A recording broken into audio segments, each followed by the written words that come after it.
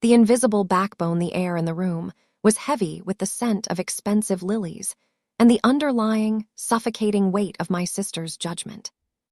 If you have ever been the invisible sibling, the one who quietly works late, pays the bills, and expects nothing in return while everyone else dances in the spotlight, then you already know exactly how this story begins. My name is Maya. For 32 years, I had been the designated safety net for my family. When my parents fell behind on their mortgage 5 years ago, it wasn't their golden child, my younger sister Chloe, who bailaid them out. It was me. I quietly transferred the funds, took on extra consulting clients, and never mentioned it at Thanksgiving. When Chloe needed her car repaired or her upscale apartment deposit covered because her freelance lifestyle wasn't quite covering her taste for designer handbags, my mother would call me with a trembling voice, saying, "Maya, you know how sensitive your sister is. She just needs a little push." And I gave that push, every single time. I didn't do it because I wanted their praise. Deep down, I think I did it because I was desperately hoping that one day they would look at me and see a daughter, not just a line of credit. But validation is a ghost you can chase your entire life without ever catching it. The real trouble started exactly 8 months ago when Chloe got engaged to a man named Julian. Julian came from an old money family that viewed the world through a very specific, very narrow lens. To them, a person's worth was measured entirely by the country club they belonged to, the car they drove, and the prestige of their social circle. The moment Chloe set her sights on him, her already inflated ego ballooned into something entirely unrecognizable. She wasn't just entering a new tax bracket, she was erasing her past. And unfortunately for me, I was a part of that past. I remember the exact moment the wedding planning turned into an absolute nightmare. We were sitting in the dining room of my parents' house. Chloe had spreadsheets laid out across the mahogany table, her eyes darting across fabrics, floral arrangements, and venue packages. My mother was hovering over her, pouring more tea, treating Chloe as if she were royalty visiting a peasant village. "I just don't know if the grand ballroom is exclusive enough," Chloe sighed, tossing a silk swatch aside with a look of profound disgust. "Julian's mother said that if we don't have at least a 5-course plated dinner with imported caviar, her friends from the yacht club are going to think we're practically destitute. I cannot be humiliated in front of my new family, Mom. I just can't." My mother nodded fervently, her face a mask of intense anxiety. "Of course not, darling. We will make it perfect, whatever it takes." I sat at the end of the table, sipping my coffee, quietly calculating the numbers in my head. I knew my parents' financial situation inside and out. I knew that my father's retirement account was modest, and I knew that the equity in their home was barely keeping them afloat. "Chloe," I said gently, keeping my tone as neutral as possible. "The grand ballroom package you're looking at starts at $95,000, and that doesn't even include the tax, gratuity, or the floral minimums. Have you and Julian actually put down a realistic budget?" Chloe's head snapped toward me, her eyes narrowing into slits. The warmth drained from the room instantly. "A realistic budget?"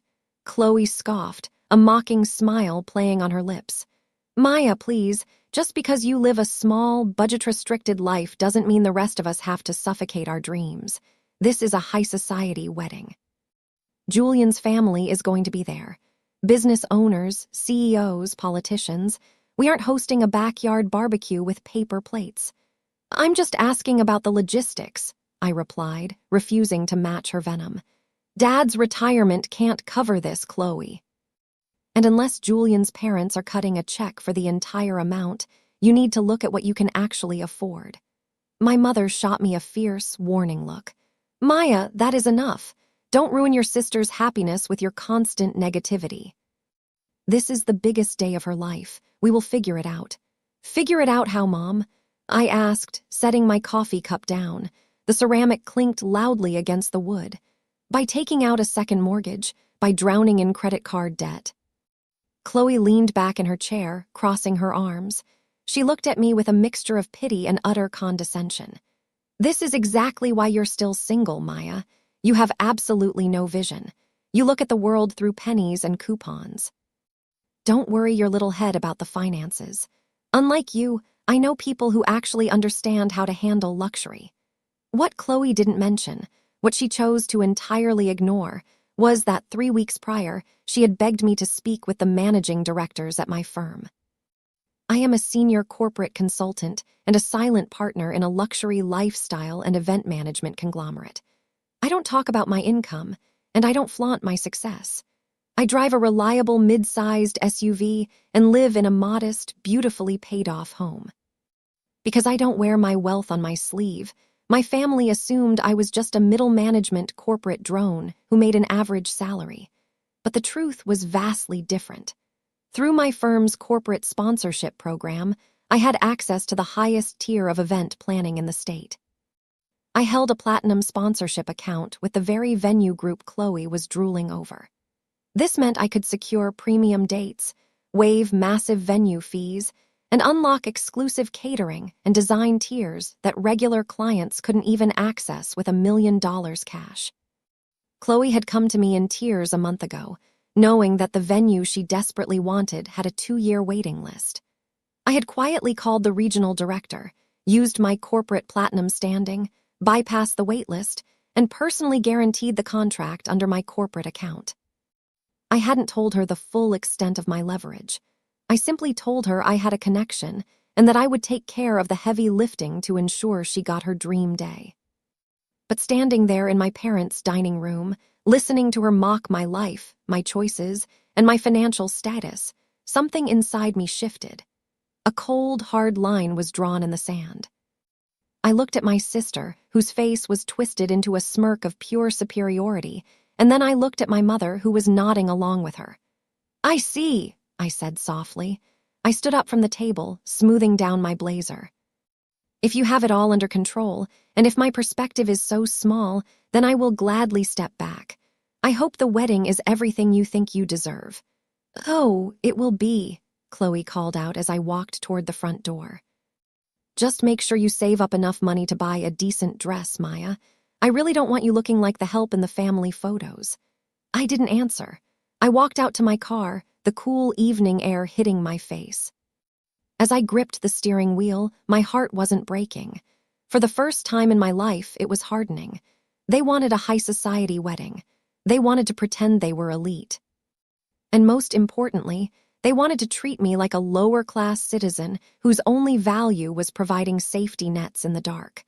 I started the engine and picked up my phone. It was time to let them fly without a net.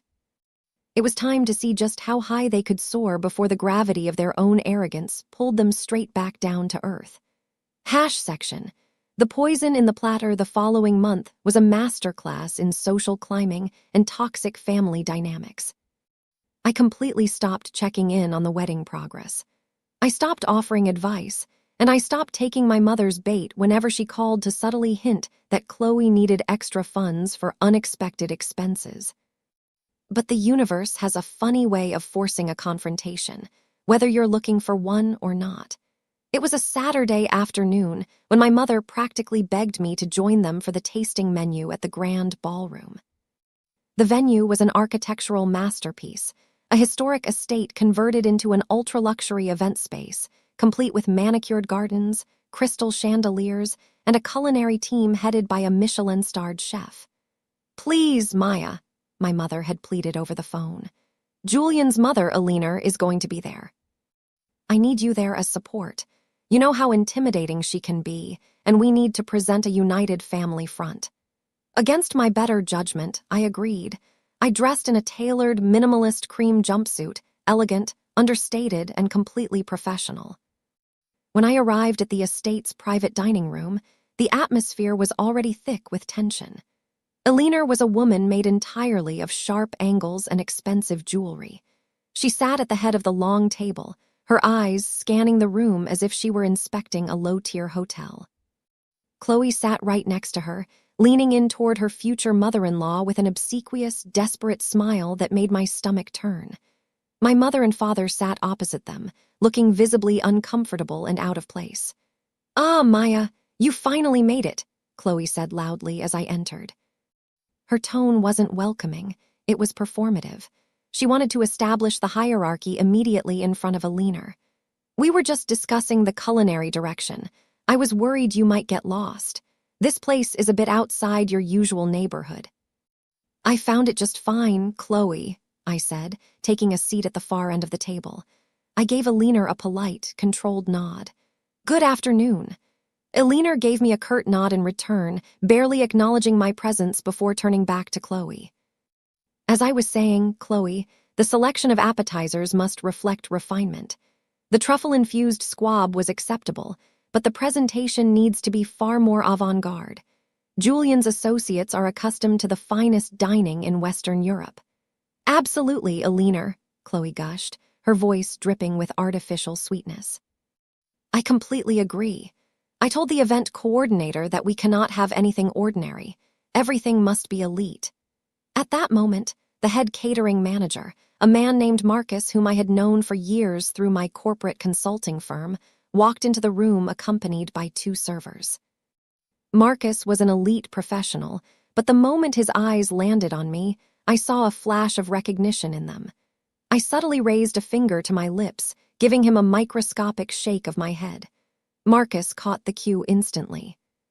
His face smoothed back into a professional mask, acknowledging me only as a guest. Good afternoon, ladies and gentlemen, Marcus said smoothly.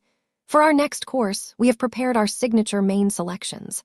First, a pan-seared Chilean sea bass with a saffron reduction, followed by a dry-aged Wagyu filet mignon. The plates were set down. The food looked spectacular, a masterclass in culinary art. I took a small bite of the sea bass, it was flawless, but Chloe wasn't there to eat. She was there to perform. She picked up her fork, prodded the fish with an air of immense dissatisfaction, and let out a dramatic, audible sigh. Is something wrong, Chloe? Alina asked, her eyebrows arched. It's so ordinary, Chloe said, tossing her fork down onto the plate. The silver clattered loudly, causing my father to flinch. Marcus, I thought we discussed that this wedding needed to be extraordinary. This fish feels incredibly standard. Honestly, it tastes like something you'd get at a corporate conference or a cheap mid-tier benefit. I paused, my fork halfway to my mouth. Marcus remained completely stoic, though I could see the slight tightening of his jaw. I apologize that it does not meet your expectations, Ms. Vance, Marcus replied calmly. This is our highest-rated entree, selected by over 90% of our premium clientele. Well, maybe your premium clientele has low standards, Chloe laughed airily, looking at Alina for approval. Alina offered a cold, validating smirk. Chloe, emboldened by the reaction, turned her gaze down the table until her eyes locked onto me. Actually, Chloe said, her voice dripping with malice, it reminds me exactly of that little catering idea Maya suggested last month. What was it, Maya? That local family-owned bistro. The one where they serve food on wooden boards. The table went silent. My mother shifted uncomfortably in her seat. I suggested a highly respected farm-to-table estate catering company, Chloe, I said, my voice deadpan and entirely level. They use organic, locally sourced ingredients and are known for their exceptional flavor profiles. I thought it would be a beautiful, grounded option. Grounded?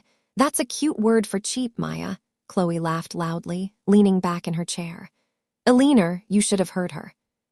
My sister actually wanted me to serve what was essentially upscale comfort food at a black tie wedding. She wanted us to save a few pennies by turning my dream night into a glorified country fair. I suppose when you live on a tight budget like she does, your brain just automatically searches for the cheapest, lowest-class option available. My mother chimed in, trying to smooth things over but ultimately digging the knife deeper. Now, Chloe, Maya was just trying to be practical. She doesn't understand the kind of expectations we are dealing with here. Oh, I know, Mom, Chloe said, her eyes locked onto mine, filled with a twisted sense of triumph. But there's a difference between being practical and just having cheap, unrefined taste. Maya, honey, please leave the luxury decisions to people who actually belong in these spaces. We don't need your low-cost, budget bin ideas ruining a platinum-tier event. I looked across the table at my sister. I saw the sheer joy she derived from attempting to humiliate me in front of her new wealthy in-law.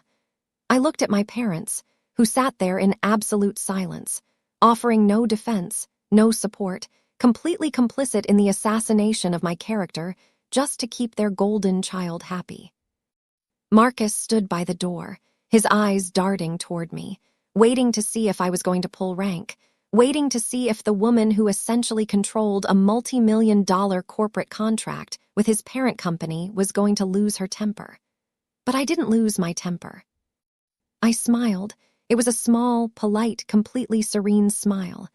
"You're entirely right, Chloe," I said softly, taking a sip of my water. "I clearly don't belong in this conversation. I'll let you handle the luxury decisions from here on out." "Thank you," Chloe replied, turning her back to me completely to address a leaner. "Now, Marcus, let's talk about the imported caviar station. I want to make sure it's prominently displayed near the ice sculpture." I sat through the rest of the tasting in complete silence, eating my food and enjoying every single bite. Why? Because I knew a secret that Chloe didn't. I knew that this entire tasting, this entire private room, and the very contract for this venue was currently running under my corporate account. The only reason she was sitting in that chair, breathing that air, and insulting my name was because my signature was on the master sponsorship agreement. Chloe thought she was a queen climbing her way up a golden ladder. She had no idea that I was the one holding the ladder, and she had just spent the last 20 minutes stomping on my fingers. Section. The true cost of arrogance 2 weeks after the disastrous tasting menu, the cracks in Chloe's illusion began to show, though she was far too proud to admit it to anyone outside of our immediate family. I was at my office, reviewing quarterly performance reports for our logistics division, when my father called me. My father rarely called me unless he was instructed to do so by my mother, or unless something was catastrophically wrong. "Maya," his voice sounded tired, carrying a heavy, defeated rasp that instantly made me sit up straight in my chair. "Do you have a few minutes? I'm a bit overwhelmed, sweetie." "What's going on, Dad?" I asked, setting my pen down. "It's the wedding," he sighed deeply, and I could hear the rustle of papers over the line. "The final invoices for the grand ballroom just came in. Chloe changed the catering package after the tasting. She added a premium champagne tower, an imported seafood station, and custom ice sculptures." Maya. "The total cost for the venue and food alone is now $140,000, and that doesn't include the decorators, the music, or her dress." I remained quiet for a moment, letting the silence stretch. "And what is the problem, Dad?" Chloe told me she had people who understood how to handle luxury. I assumed Julian's family was taking care of it. My father let out a dry, bitter laugh. "That's what we thought too. But Julian's mother, Alina, apparently believes in traditional values when it comes to the finances. She told Chloe that the bride's family is completely responsible for the ceremony and the reception, while they will handle the rehearsal dinner. And the rehearsal dinner is just an intimate cocktail party at their private club. They aren't contributing a single dime to the main event." "I see," I replied calmly. "And where is Chloe getting the money?" "She doesn't have it, Maya." My father's voice cracked with sudden panic. "She spent all her savings on her designer wedding wardrobe and a honeymoon deposit, your mother and I. We looked at our accounts. Even if I clean out my entire remaining retirement fund and we take out a massive personal loan, we are still short by $60,000. And the venue's finance department just sent an automated notice. They require a 50% final deposit by this Friday to lock in the platinum vendor rates, or the entire event is canceled and the deposit is forfeited." "Why are you calling me, Dad?" I asked, my voice dropping an octave, becoming entirely professional, cold, and detached. "Maya, please, I know Chloe was incredibly out of line at the tasting. Your mother told me what she said to you. It was terrible and we should have stopped her, but she's your sister. If this wedding gets canceled, her life will be ruined. Julian's family will look down on us forever. She will be completely humiliated. Can you take out a loan? Or maybe use your corporate connections to get the venue to waive the remaining fees. You said you had a connection there. I leaned back in my executive chair, looking out the floor-to-ceiling windows at the city skyline. The sheer audacity of my family never ceased to amaze me. When they wanted to feel superior, I was the cheap, unrefined, budget-bin sibling who didn't deserve a voice.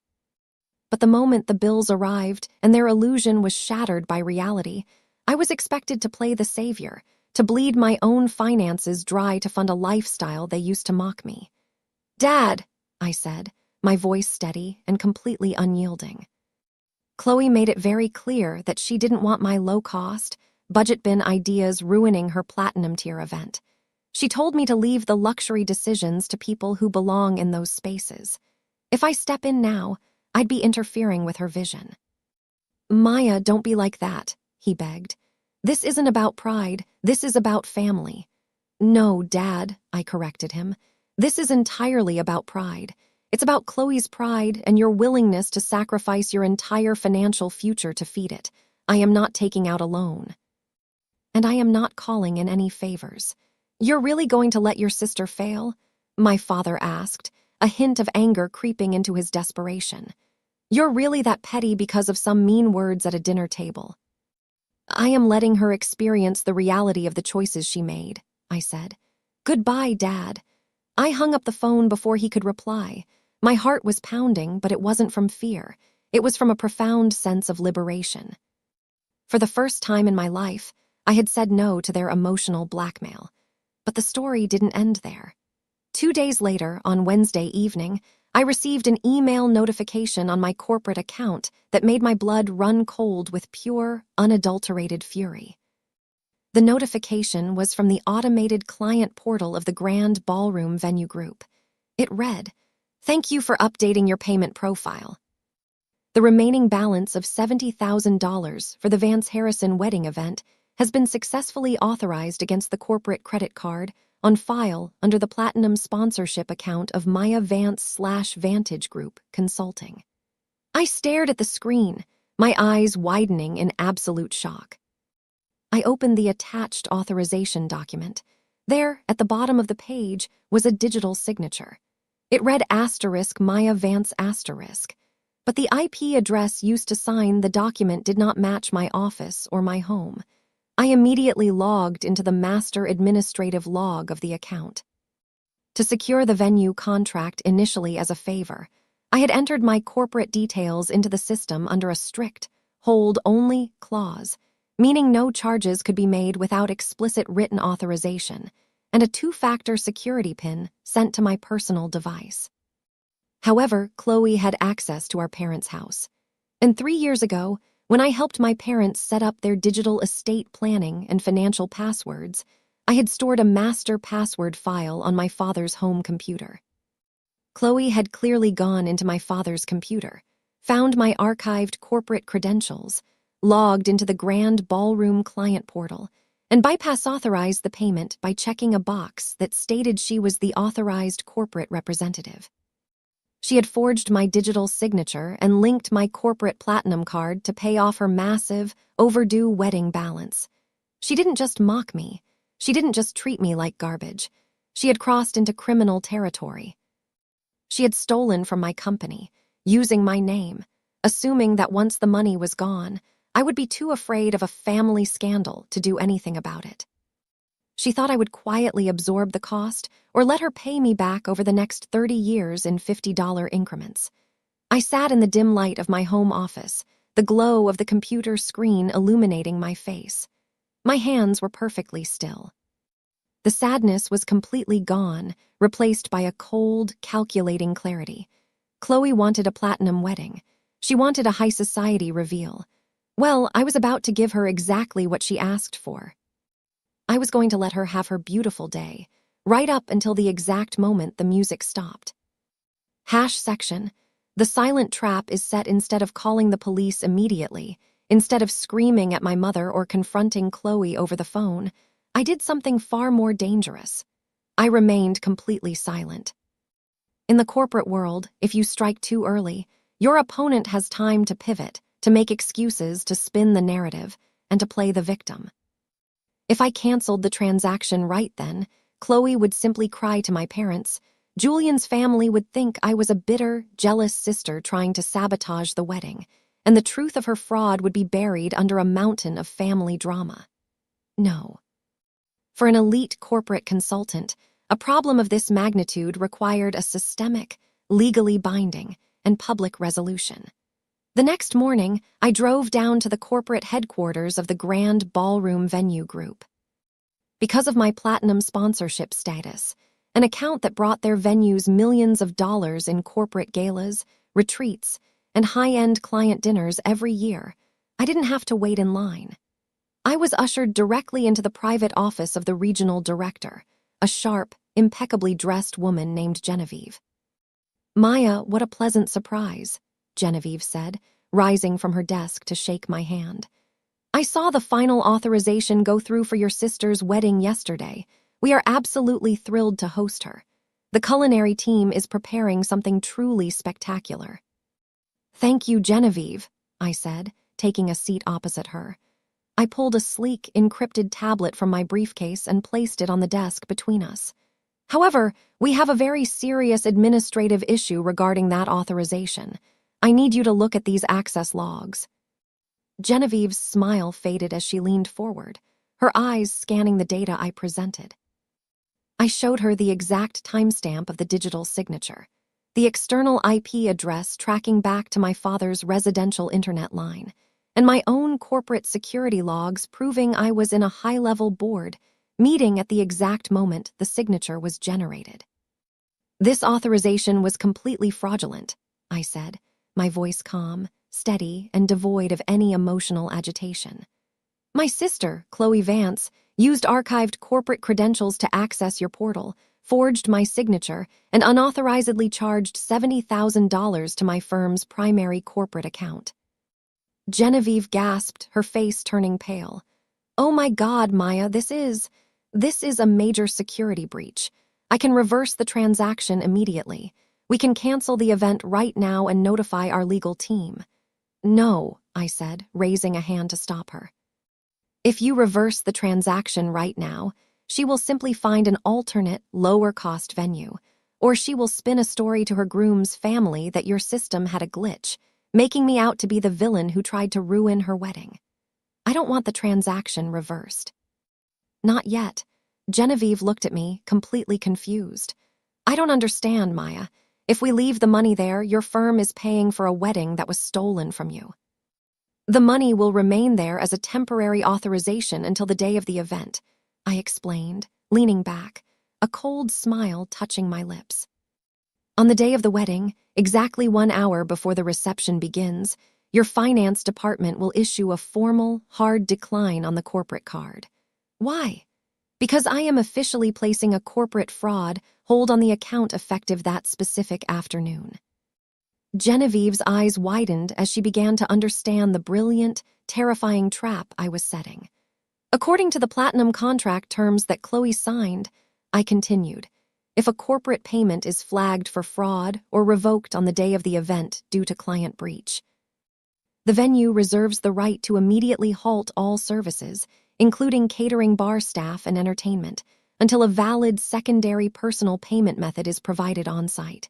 Am I correct?" "Yes," Genevieve whispered, a look of profound awe spreading across her face. "Section 12, Paragraph 4 of the Platinum Event Charter. If the primary corporate sponsor revokes authorization due to fraud, the secondary client must provide a certified check or an immediate wire transfer for the full amount on the spot, or the event is legally terminated immediately, and the guests are escorted from the premises." "Perfect," I said. "I want you to instruct Marcus, the catering manager, and your on-site finance team to follow that protocol to the absolute letter. Do not alert my sister. Do not alert my parents. Let them set up the flowers. Let them light the candles. Let Chloe put on her expensive dress and walk down that aisle. Let her marry Julian. And then," Genevieve asked, her breath hitched. "And then, when it's time for the grand celebration, when all of Julian's high society friends, his wealthy parents, and their yacht club associates are sitting in that ballroom waiting for their imported caviar and champagne, Let the billing department ask whose card is on file.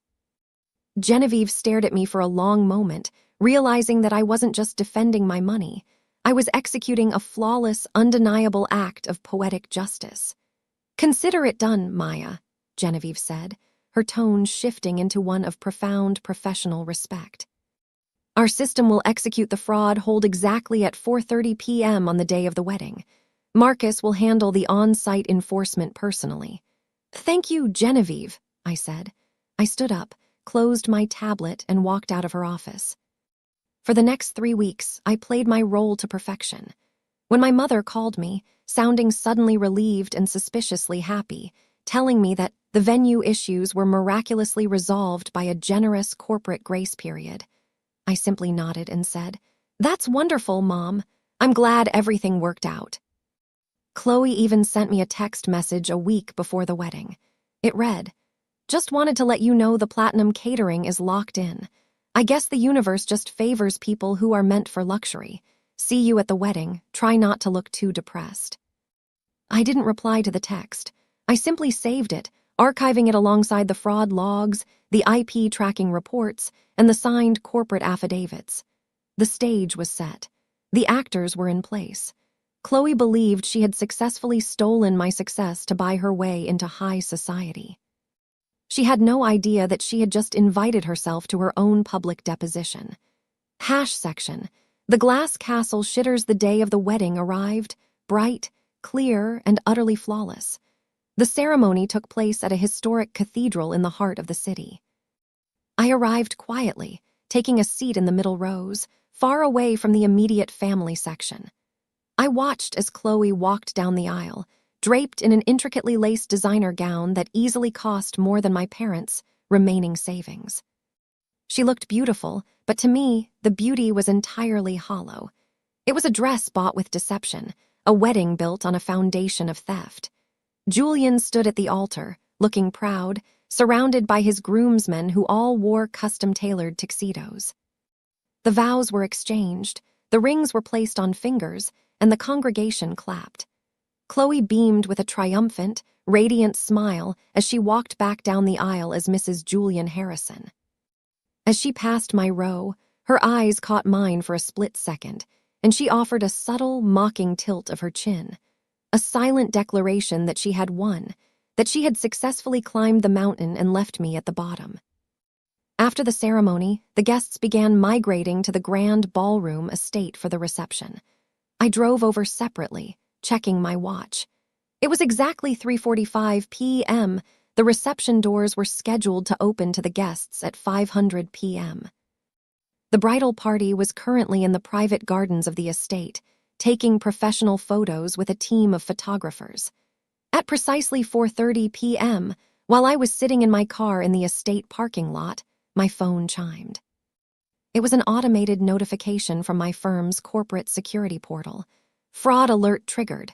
Transaction ID 88,942 flagged. Corporate platinum card ending in 4412 placed on immediate security suspension. Merchant, Grand Ballroom Estate Group. It was done. The fuse was officially lit. I smoothed down my dark emerald silk dress, stepped out of my car, and walked into the grand lobby of the estate. The venue looked breathtaking. Thousands of white roses draped from the ceilings, massive crystal ice sculptures melted slowly over silver platters, and a 3-tier champagne fountain cascaded into rows of crystal flutes. I walked into the ballroom and spotted Marcus standing near the main entrance, holding a digital tablet. His face was a mask of absolute, unyielding professional focus. When he saw me approach, he gave me a respectful bow of his head. "Good afternoon, Ms. Vance," Marcus said quietly. "The finance department has just executed the hold. The system has automatically locked down the kitchen and the bar services. Not a single plate of food or glass of wine will leave the preparation area until this matter is resolved." "Where is the bridal party?" I asked. "They have just finished photos in the garden." "They are currently in the private holding suite upstairs, preparing for the grand entrance," Marcus replied. "The regional director instructed me to handle this directly with the primary clients.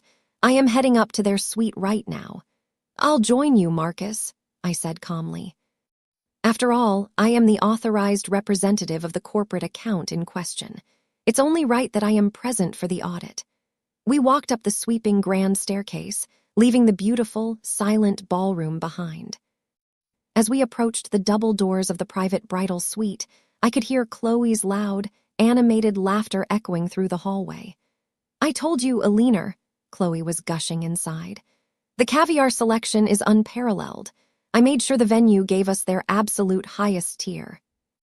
Nothing but the best for our families. Marcus knocked firmly on the door. The laughter stopped. The door was opened by my mother, who looked radiant in a silver gown. Her smile faded slightly when she saw Marcus, and then twisted into absolute confusion when her eyes landed on me. Maya, Marcus, is everything all right? My mother asked, her voice tight with immediate nervousness. The grand entrance is in 20 minutes. Guests are already arriving downstairs. Good afternoon, Mrs. Vance, Marcus said, his voice carrying the chilling authority of an elite hotelier enforcing a legal mandate. I need to speak with the bride, the groom, and the primary signees of the event contract immediately. We have a critical billing discrepancy that must be resolved before any reception services can commence. Chloe walked over, her heavy lace train rustling behind her. She held a glass of champagne in her hand, her face flushing with immediate irritation. Marcus, what on earth are you talking about? Chloe snapped, her voice sharp and entitled. Billing discrepancy. The bill was fully authorized and settled weeks ago. I checked the client portal myself. Why are you interrupting me right now? Julian and his mother Alina stepped forward, their faces clouding over with aristocratic disapproval. What is the meaning of this? Alina demanded. We are hosting over 200 high-profile guests downstairs. What discrepancy could there possibly be? Marcus didn't blink. He raised his tablet, looking directly at Chloe. At exactly 4:30 p.m. Today, the Vantage Group Consulting Corporate Conglomerate issued a formal, legal fraud revocation against the Platinum sponsorship account linked to this event, Marcus announced clearly, his voice echoing in the confined suite. The $70,000 authorization used to settle your final balance has been flagged as a criminal identity theft breach. The corporate card on file has been completely deactivated.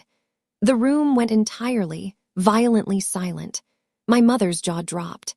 My father, who had been sitting on the couch in the corner, stood up so fast he nearly knocked over a glass of water. Julian frowned, looking from Marcus to Chloe, but it was Chloe's face that provided the ultimate payoff. The color drained from her skin so fast she looked almost translucent under her heavy bridal makeup. Her champagne glass began to tremble in her hand. That's impossible, Chloe stammered, her voice suddenly high, weak, and terrified. There must be a mistake in your system. It was an authorized corporate perk. It was supposed to be handled. There is no mistake, Ms. Vance, Marcus continued coldly. The senior partner of Vantage Group Consulting has filed a formal affidavit stating that their digital credentials were stolen, and their corporate signature was forged from a residential IP address belonging to your parents' estate. Alina let out a sharp, horrified gasp. Fraud. Forgery. Julian, what is the meaning of this? Who is paying for this wedding? Julian turned to Chloe, his face turning an angry shade of crimson. Chloe, you told me your family's corporate connections were sponsoring the venue. You told me it was a fully approved corporate benefit. It was. Chloe cried, her eyes darting frantically around the room until they finally locked onto me. I was standing quietly near the door, my hands folded gracefully in front of me, watching her entire world implode in real time. Maya.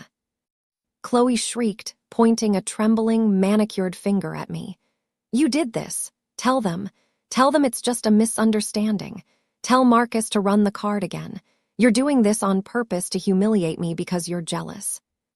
I stepped forward, the heels of my shoes clicking softly against the hardwood floor. I looked at my sister, not with anger, but with absolute, cold clarity. I didn't do this, Chloe, I said softly, my voice cutting through her panic like a razor through silk. You did this. You went into Dad's computer, stole my corporate credentials, forged my signature, and illegally authorized a $70,000 theft from my company. Did you honestly think I wouldn't notice? Section. The platinum collapse. The silence that followed my declaration was suffocating. Maya. Please, my mother whispered, her face pale, her hands reaching out toward me in a desperate, pleading gesture. Not today, not in front of everyone. We can talk about this tomorrow. We can fix this as a family. There is no fixing a $70,000 corporate fraud tomorrow, Mom, I said, refusing to back down even a single millimeter. The audit is live right now. Elena stepped between Chloe and Julian, her posture stiffening into absolute ice. She looked at my parents, her eyes filled with a mixture of profound disgust and aristocratic fury. Are you telling me, Elena said, her voice shaking with rage, that we have been brought into a family of common criminals? That my son has just married a woman who forged documents and stole money from her own sister to afford a venue she had no business booking? No, Elena, please. It's not like that. Chloe sobbed, tears finally spilling over her mascara, ruining the flawless makeup she had spent 3 hours applying. Maya is just exaggerating.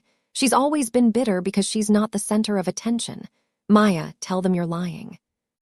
Marcus, I said, ignoring my sister entirely and turning to the catering manager. According to Section 12 of the Platinum contract, what happens next if a secondary payment method is not provided? Marcus tapped his tablet, his expression utterly neutral. The current outstanding balance is exactly $70,000. If a certified check, cash, or immediate wire transfer is not cleared within the next 10 minutes, all reception services are terminated immediately.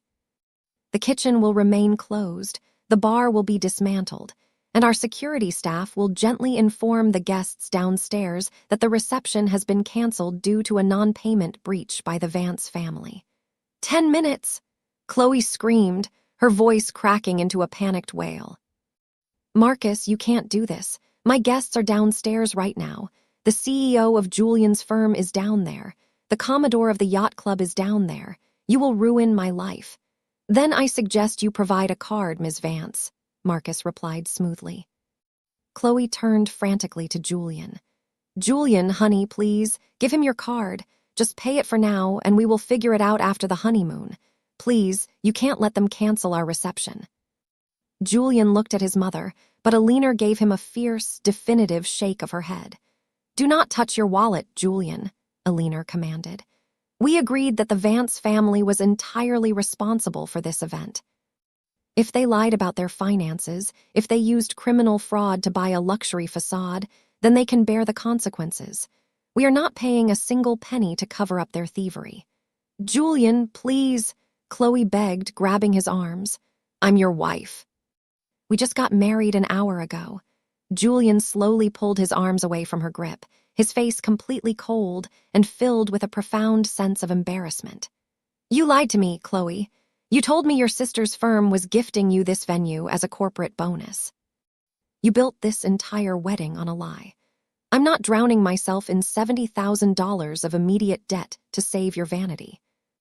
Chloe fell back onto the bridal couch, her expensive lace dress wrinkling beneath her, her hands clutching her head as she let out a desperate, broken sob.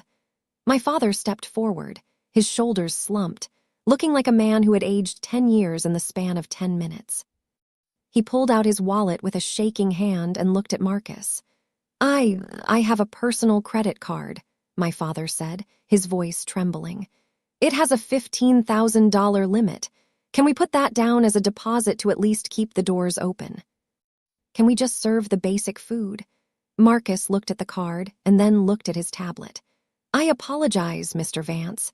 The contract requires the full balance of $70,000 settled immediately. A $15,000 authorization will not unlock the kitchen. Furthermore, because your sister explicitly upgraded the menu to the highest platinum tier after insulting our standard selections, we do not have a basic food option available. The kitchen only has the premium caviar, wagyu, and champagne prepared. We cannot downscale a platinum event on 10 minutes' notice. I couldn't help but let out a short, quiet laugh. The poetic irony was absolutely magnificent. Chloe had explicitly rejected the standard, high-quality catering because she wanted to mock me and show off her refined, luxury taste to a leaner. And now, that very luxury upgrade was the gold anchor dragging her entire ship down to the bottom of the ocean. If she had stuck to a reasonable, standard package, my father's card might have actually made a dent.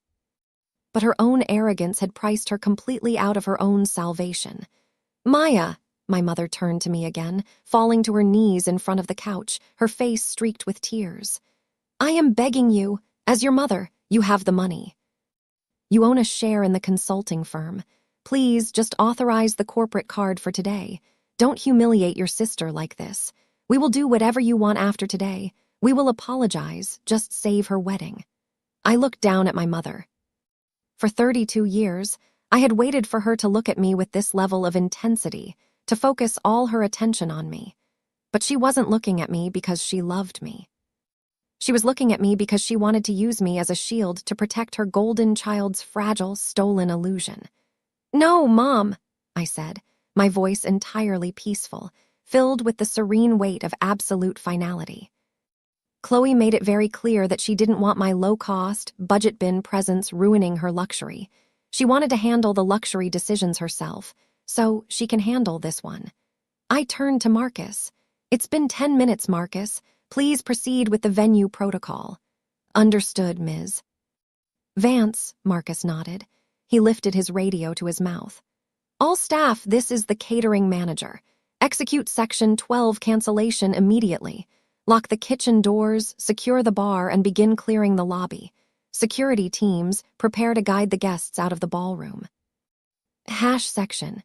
The music stops. What happened next was a blur of high society chaos that will be talked about in Julian's yacht club circles for generations to come. I walked out of the bridal suite first, my emerald dress flowing behind me as I descended the grand staircase. I didn't hide. I didn't run away. I walked right into the grand lobby, where the guests were just starting to mingle, holding their empty cocktail napkins, looking around in utter confusion because the bars were completely dark and no servers were carrying trays. A minute later, the overhead crystal chandeliers in the main ballroom slowly dimmed, and the ambient jazz music that had been playing through the house speakers abruptly cut out, leaving a ringing, awkward silence throughout the massive estate. The main double doors of the ballroom opened, and Marcus walked out, accompanied by 4 large, impeccably dressed security guards. Marcus stepped onto the small landing of the staircase, commanding the attention of the entire room. "Ladies and gentlemen, may I have your attention, please?" Marcus announced, his voice carrying clearly across the cavernous lobby. "We deeply regret to inform you that due to an immediate, catastrophic breach of contract and a total non-payment of the venue balance by the Vance family, today's reception has been officially terminated. The grand ballroom estate is now closing. We kindly ask all guests to collect their personal belongings and make their way toward the exit doors immediately. Valet staff are currently retrieving your vehicles." A collective, massive gasp rippled through the crowd of 200 high society guests. People looked at each other in absolute, stunned disbelief. Whispers broke out instantly, a rising tide of shock and scandal. "Non-payment," one woman in a designer diamond necklace gasped. "But I thought the Vance family was independently wealthy." "A total breach of contract," a man in a tuxedo whispered loudly. "Good Lord, how humiliating." Julian's mother must be absolutely losing her mind. Right at that exact moment, the double doors at the top of the stairs burst open. Chloe came running out, her wedding train dragging awkwardly behind her, her hair slightly disheveled, her face a smeared disaster of black mascara and red blotches. "No, wait, don't leave." Chloe screamed down to the crowd, her voice echoing frantically off the marble walls. "It's a mistake. There's a glitch with the bank. The reception is still happening. Please don't leave." But her desperate pleas only made the scene 100 times worse. The guests stared up at her, not with sympathy, but with profound embarrassment and pity. High society does not tolerate public desperation. Right behind her came Julian and a leaner. Eleanor didn't even look at Chloe. She walked straight past her head held incredibly high, her face a mask of aristocratic stone. She marched down the stairs, her son Julian following closely behind her, leaving his brand-new bride standing entirely alone at the top of the steps. "Eleanor, Julian, please don't walk away from me," Chloe wailed, reaching out over the banister. Julian stopped at the bottom of the stairs, turned around, and looked up at her one last time. "My mother's car is waiting, Chloe. I'm going back to the estate to sort out the annulment paperwork with our family attorney. I suggest you find a ride home with your parents."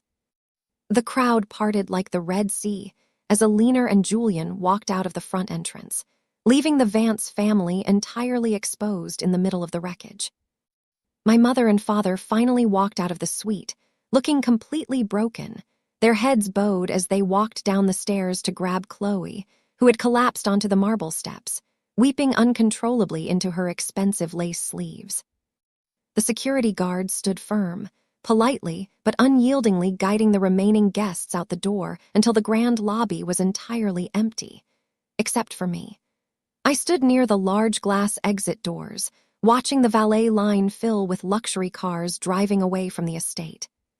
I turned around and looked at my sister, who was now sitting on the bottom step, surrounded by my silent, defeated parents. Chloe looked up through her tear-soaked eyes and saw me. The hatred in her gaze was palpable, but beneath the hatred, there was a profound, terrifying realization that she had completely lost everything. "You ruined my life," Chloe whispered, her voice spitting pure venom. "You completely destroyed me, Maya. I will never forgive you for this. Never." I walked over, stopping just a few feet away from her. I looked down at my younger sister, the golden child who had spent her entire life stepping on my back to reach a height she couldn't afford. "I didn't ruin your life, Chloe," I said, my voice deadpan, calm, and entirely level. "You wanted a high-society wedding based on a high-society lie. You wanted to play with luxury, but you forgot that in the real world, luxury comes with a bill. I simply made sure the bill was delivered to the person who actually signed the name. I looked at my mother and father, who couldn't even meet my eyes. I hope the wedding photos turn out beautifully," I said softly. I turned around, walked out of the grand estate, and stepped into the crisp, cool evening air. As I drove away from the darkened ballroom, the silence in my car wasn't lonely. It was the most beautiful, satisfying symphony I had ever heard. Section. The aftermath and the inventory, the days that followed the collapse of the Vance Harrison wedding, were a whirlwind of legal, financial, and emotional reckonings. True to her word, Eleanor Harrison did not waste a single second. Within 48 hours, a process server arrived at my parents' house, delivering formal annulment papers to Chloe on the grounds of severe fraudulent misrepresentation. Julian's family completely wiped their hands of her, blocking her numbers, erasing her from their social media, and treating her as if she were nothing more than a bad dream they had collectively woken up from. But my sister's social humiliation was the least of her problems. Because I am a partner at Vantage Group Consulting, I had a fiduciary duty to protect the firm's assets. I couldn't simply allow a $70,000 corporate fraud attempt to slide away without a formal resolution. I sat down with our corporate legal team and our chief financial officer, laying out the entire portfolio of evidence. The digital forensic logs, the IP address tracking back to my father's router, and Chloe's own self-incriminating text messages boasting about her platinum catering access. "We have more than enough to press formal criminal charges for identity theft and corporate wire fraud, Maya," our lead attorney said, tapping the folder on the conference table. "The state prosecutor would take this case in a heartbeat. It's an open and shut felony." I looked at the folder for a long time. I knew that a felony conviction would send Chloe to prison, completely erasing any chance she ever had of rebuilding a career or a life. And despite the sheer malice she had shown me, I didn't want to become the monster she always accused me of being. I didn't want revenge out of bloodlust. I wanted justice, and more importantly, I wanted complete, permanent boundaries. "Don't file the criminal charges yet," I instructed the legal team. "Instead, draft a formal, legally binding civil restitution agreement, and a permanent corporate non-disclosure order. She will sign over every single asset she currently owns to reimburse my firm for the administrative costs and venue cancellation fees, and she will enter a strict legal repayment plan for the remaining balance. If she misses a single payment or ever speaks my name to anyone again, the criminal felony file is automatically submitted to the district attorney. The next evening, I drove down to my parents' house one final time to deliver the documents myself. The atmosphere inside the home was unrecognizable compared to the bright, arrogant wedding planning sessions of the past months. The spreadsheets were gone. The mahogany table was bare. The house was dimly lit, carrying the heavy, suffocating scent of cheap takeout and absolute defeat. My father opened the door, his eyes hollow and ringed with dark circles. He didn't say a word. He simply stepped aside and let me in. Chloe sat at the kitchen island, wearing a faded, oversized sweatshirt, her hair tied up in a messy knot. She looked small, deflated, and utterly stripped of the luxury persona she had spent the last year manufacturing. My mother sat next to her, holding a cup of tea that had gone entirely cold. I placed the legal folder gently on the counter between them. "What is this?" My mother asked, her voice cracking, her hand trembling as she touched the edge of the paper. "More bills." "This is a choice, Mom," I said calmly. "Inside that folder is a complete civil restitution agreement. Chloe has 48 hours to sign it, transferring her vehicle title and her liquid savings over to Vantage Group, consulting to begin covering the $70,000 she fraudulently authorized. It also includes a monthly payment structure that will take her the next 15 years to pay off." Chloe looked up, a flash of her old anger flickering in her eyes, though it was quickly swallowed by fear. "And if I don't sign it?" she whispered, her voice raw. "If you don't sign it by Friday at 5 p.m., our firm's legal team will formally submit the identity theft and wire fraud documentation to the police department," I replied, my voice completely devoid of emotion. "You will be arrested, you will be indicted on felony charges, and you will spend your next few years in a state penitentiary instead of a luxury apartment." My mother let out a quiet sob, covering her face with her hands. "Maya, please. She's your sister. How can you be so cold? She lost her husband, she lost her reputation, she's completely ruined. Haven't you had enough revenge?" I looked at my mother, and for the first time in my life, her emotional guilt trips had absolutely zero effect on my soul. The strings she used to pull to control me had been completely severed. "This isn't revenge, Mom. This is a boundary," I said, looking from her to my father and finally locking eyes with Chloe. "For my entire life, I have been the invisible safety net. I paid your bills, I fixed your cars, I covered your mistakes, and in return, you mocked my life, called me cheap, and treated me like a lower-class citizen because I didn't flaunt my hard work. But the moment you decided to steal my name, forge my signature, and commit a crime against my company just to look rich in front of a yacht club, that was the day the safety net officially dissolved." Chloe stared down at the documents, her tears falling quietly onto the legal pages, soaking into the signature line. She realized with absolute certainty that there was no way out. There was no wealthy husband to save her, no parents with enough money to bail her out, and no quiet, submissive older sister to take the blame in the dark. "Sign the documents, Chloe," I said softly, "and remember, if you ever speak my name, or if you ever cross my path again, the police will be waiting." I turned around, walked out of the kitchen, and walked out of that house for the final time. As I stepped onto the porch and closed the front door behind me, I felt a massive, invisible weight lift off my shoulders, a weight I had been carrying since I was a little girl. Section. The anatomy of a lesson a year has passed since the night the music stopped at the grand ballroom estate. I completely went no contact with my family. I changed my personal phone number, blocked their accounts, and focused entirely on my own life, my career, and my own peace of mind. From what I gather through corporate circles, Chloe had to sell her designer wardrobe, give up her luxury rental, move back into our parents' basement, and take on 2 low-level retail jobs just to meet her monthly restitution payments to my firm. My parents had to significantly downsize their lives as well, finally experiencing the reality of living within an actual, practical budget. Sometimes, when I am sitting on the back patio of my home, enjoying the quiet stillness of the evening, I reflect on why this happened.